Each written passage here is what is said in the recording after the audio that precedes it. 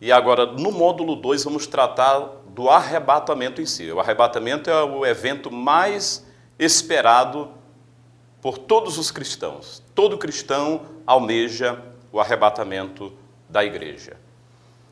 E eu gostaria de trazer a definição. O que é arrebatamento? Arrebatamento vem do latim, significa raptus, arrancado com força e de maneira furtiva. No sentido teológico, significa retirada brusca e sobrenatural da igreja, tirada desta terra para unir-se com o seu Senhor no céu. É considerado a primeira fase da segunda vinda do Senhor Jesus. Entenda muito bem isso. É a primeira fase da segunda vinda. Por quê? Nós vamos tratar da segunda fase, lá no final. Então, o arrebatamento é a primeira fase.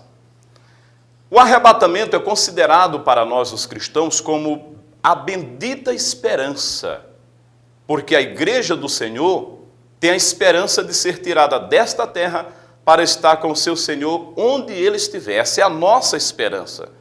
Essa esperança, ela está fundamentada nas palavras confortadoras do Senhor Jesus Cristo aos seus discípulos, assim também como nos ensinos apostólicos. Nós vamos encontrar base para o arrebatamento nas palavras de Jesus, como também nas palavras dos apóstolos.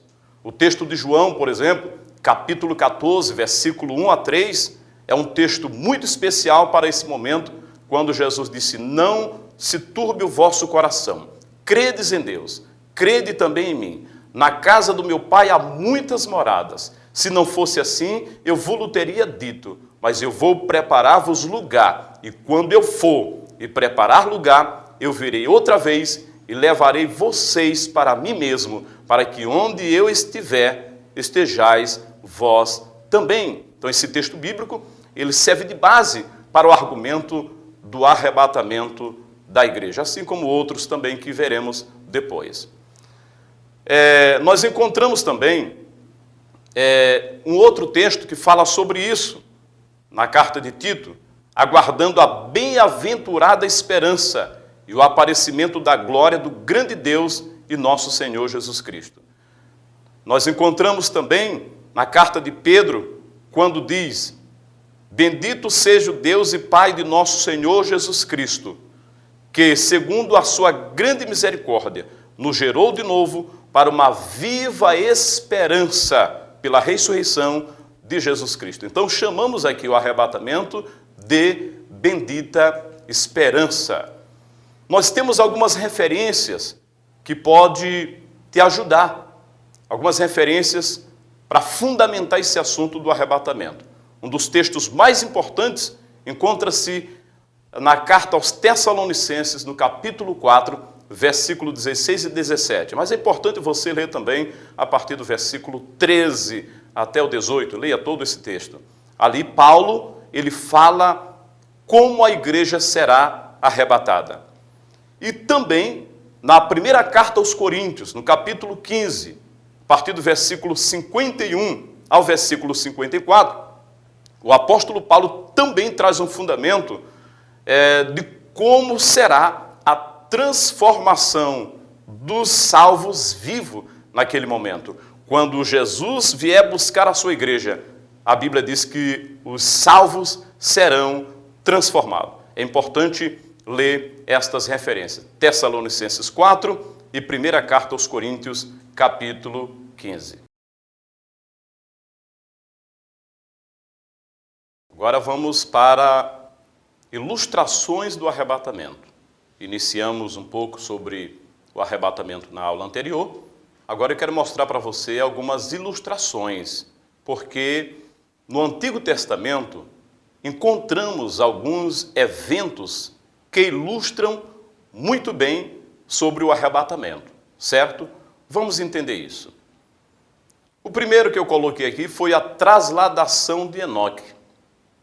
Você vai encontrar essa referência em Gênesis capítulo 5, versículo 22 em diante, e também na carta aos Hebreus, capítulo 11, versículo 5. O que aconteceu? A Bíblia diz lá em Gênesis que Enoque andou com Deus e ninguém mais o viu, porque Deus tomara para si. Deus levou Enoque desta terra diretamente para o céu. E a Bíblia diz lá em Gênesis que Enoque andava com Deus. Enoque é um dos homens que não passou pela morte. Ele foi levado diretamente para o céu, assim como Elias. Então esse texto, ele ilustra o arrebatamento. O que é o arrebatamento? É ser tirado desta terra, literalmente, e levado para o céu de glória.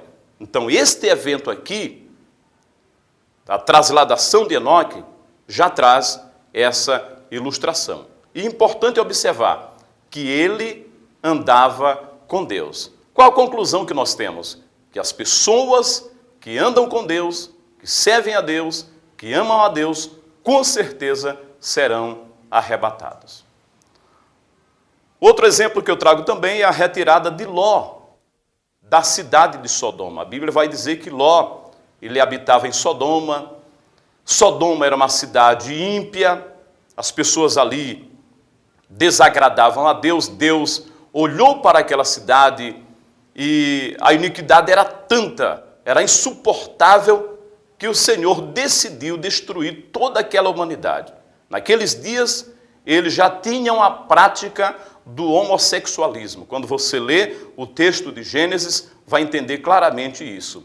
Então aqui, estava naquela cidade uma família, que eram servos de Deus, Ló, sobrinho de Abraão, e como Deus decidiu destruir aquela cidade pela sua impiedade, a Bíblia vai nos dizer que o Senhor mandou os anjos para aquela cidade para tirar Ló antes que viesse o juízo. Mas a Bíblia vai nos dizer que Ló, ele demorava. Então o anjo pega na mão de Ló e diz: escapa-te por tua vida. Disse para ele também não olhar para trás. E aquele anjo conduz Ló para fora daquela cidade para que ele viesse a escapar.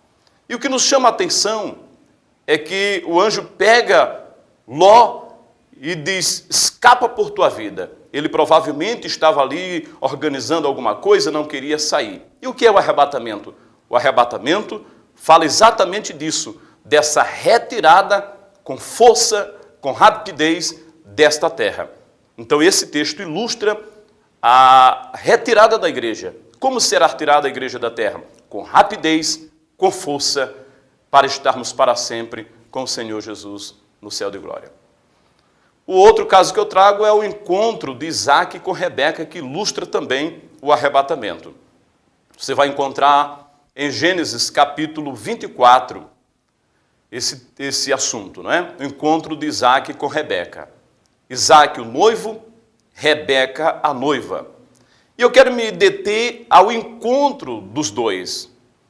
O encontro de Isaac com Rebeca não aconteceu na casa de Abraão e não aconteceu na casa de Rebeca. A Bíblia diz que ela vinha e Isaac estava indo para um lugar, procurar um lugar para orar. E ali eles se encontram. E quando a gente vai para o texto bíblico sobre o arrebatamento, nós vamos entender que Jesus Cristo, quando vem buscar a sua igreja, ele não vem literalmente na terra.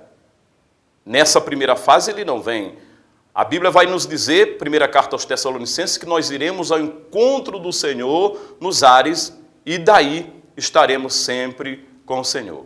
Assim como Isaac e Rebeca se encontraram no meio ali, vamos assim dizer, nós também iremos encontrar o Senhor Jesus nos ares e daí estaremos sempre com o Senhor. Então, trago esses três casos servindo de ilustração sobre o arrebatamento.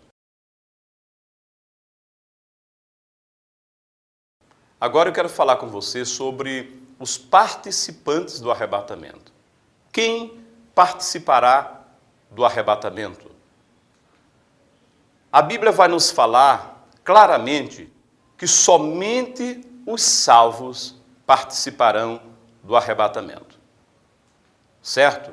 A Bíblia nos diz, na primeira carta aos Coríntios, no capítulo 15, no versículo 52, no momento, no abrir e fechar de olhos, ante a última trombeta, porque a trombeta soará, os mortos ressuscitarão incorruptíveis e nós seremos transformados. Veja que Paulo está usando uma linguagem para os cristãos da época. Ele diz, nós seremos transformados. Primeira carta aos Coríntios 15, 52, você pode estar conferindo esse texto. Então eu afirmo aqui, quem participará do arrebatamento? Somente os salvos. A Bíblia nos fala sobre a ressurreição dos mortos em Cristo. Primeira carta aos Coríntios 15, 52, Tessalonicenses 4. Eu até entendo que a ressurreição é um dos primeiros eventos aí antes do arrebatamento, isso na proximidade, não é? Por quê? Entre todas as pessoas que já morreram, existem duas classes. Os que morreram sem Cristo e os que morreram com Cristo. E a promessa da Bíblia é para os que morreram com Cristo, que eles irão ressuscitar no dia do arrebatamento. Isso é muito claro nesses dois textos, carta aos Coríntios e carta aos Tessalonicenses. E logo em seguida acontecerá a transformação dos vivos em Cristo. As pessoas que estiverem vivos naquele dia do arrebatamento, eles serão transformados. Coríntios 15 diz que este corpo que é mortal, ele se revestirá de imortalidade. Este corpo que é corruptível, ele se revestirá de incorruptibilidade. Então haverá uma transformação. E aqui se entende também que é a última fase da salvação.